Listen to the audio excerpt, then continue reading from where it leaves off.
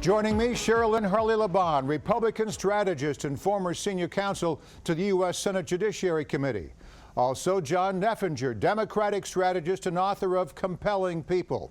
We start where else? In Iowa, with the countdown to Monday's caucus. The state hosted 2 debates in 1 week, and the GOP frontrunner skipped one. I took a chance, and it's something you have to do, but I took a chance and we did something, and I don't even know what the end result. I heard we went up, but whatever the result is, I did the right thing.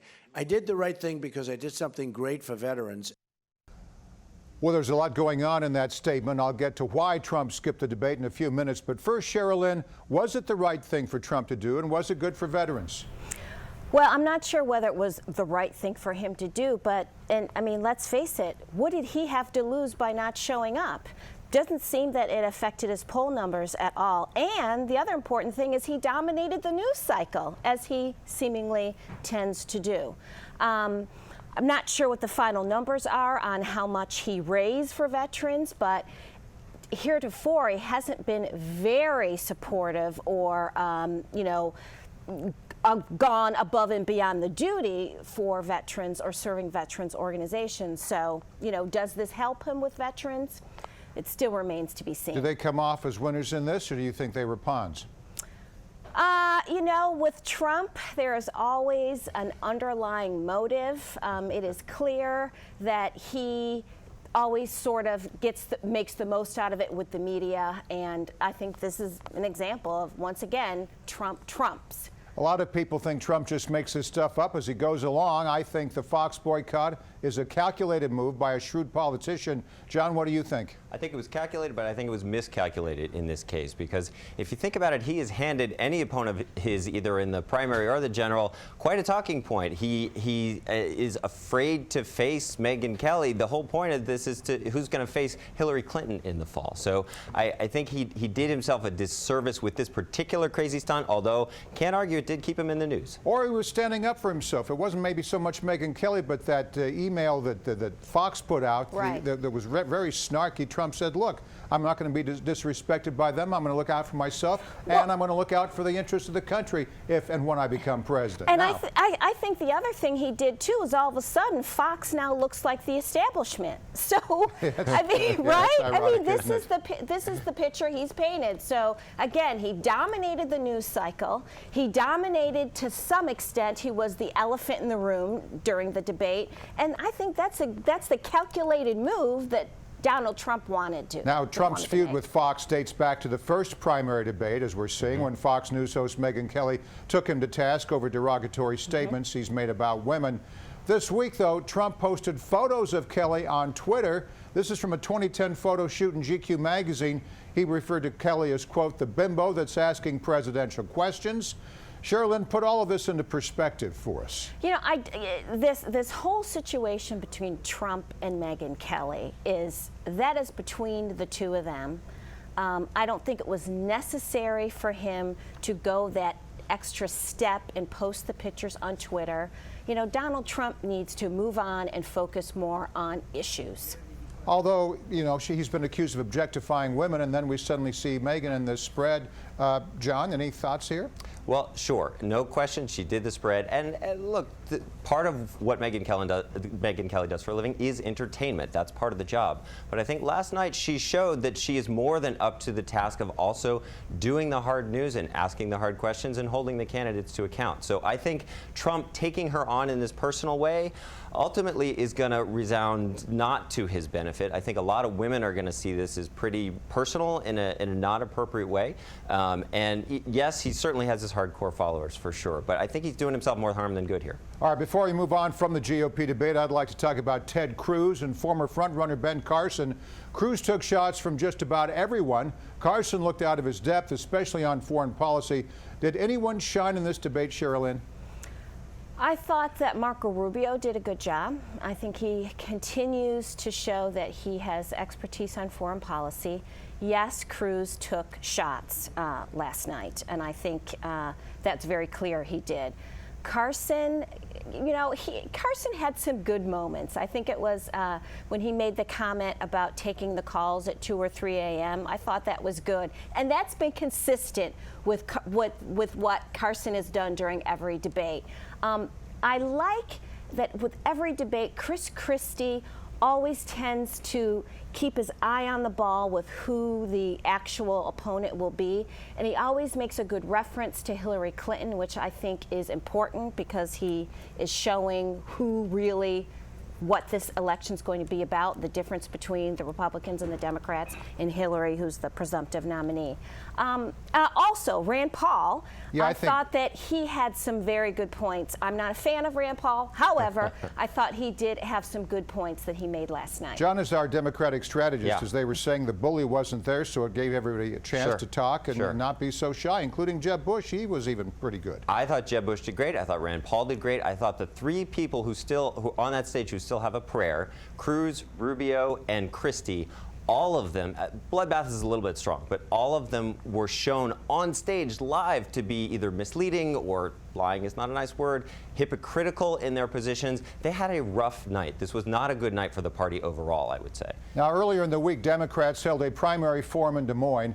It featured an exchange between Hillary Clinton and a Bernie Sanders supporter who questioned her trustworthiness.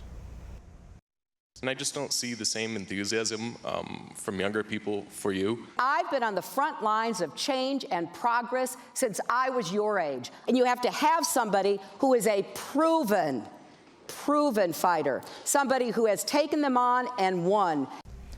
Now, according to the latest polls, Clinton is vulnerable on the trust issue. The latest ABC News Washington Post poll asked Democrats who's more honest and trustworthy.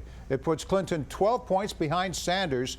How can she overcome this perception, John? Well, I tell you, the research on this could not be more clear, that for powerful, high-achieving women, the hardest part of the glass ceiling that they still face is they are not trusted. And nobody manifests this more than Hillary Clinton. To go all the way back to Whitewater, to the 3 front-page stories the New York Times ran last year, falsely accusing her of breaking the law in one way or another. The media has always piled on to her for this. The question is, how does she handle it? If you go back to the spring of 2008, when she really hit her stride in that campaign, she brushed that stuff off, she connected directly with voters, she was just fine. But right now, it doesn't seem like she's found her groove yet, and so you keep getting these kind of results, and these kinds of questions are coming up for her. At the same debate, Sanders actually promised to raise taxes, an admission that has a history of sinking presidential campaigns, but no one's talking about it. Why not, Cherylyn? Well, it's interesting. John just made a reference to the Republicans had a bad night. I thought this was a horrible night for the Democrats.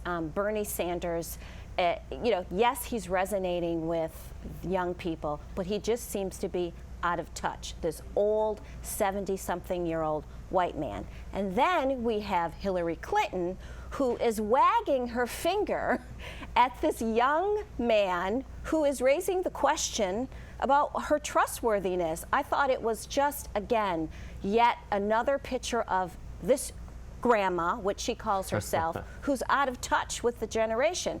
Another point is, we just heard just yesterday that the FBI probe is going to continue. And an FBI expert and investigator said that there is no time limit right now that he could see, and that this investigation would continue well on into the fall. Well, there's even more damaging news coming out this weekend about the emails. It's not looking good on the email front. So on Wednesday, Sanders met with President Obama at the White House for about an hour. He made a brief statement afterwards. Let's listen. We have got to do a lot better to protect the middle class and working families. But it's also important to remember how far we have come in the last 7 years under the leadership of President Obama.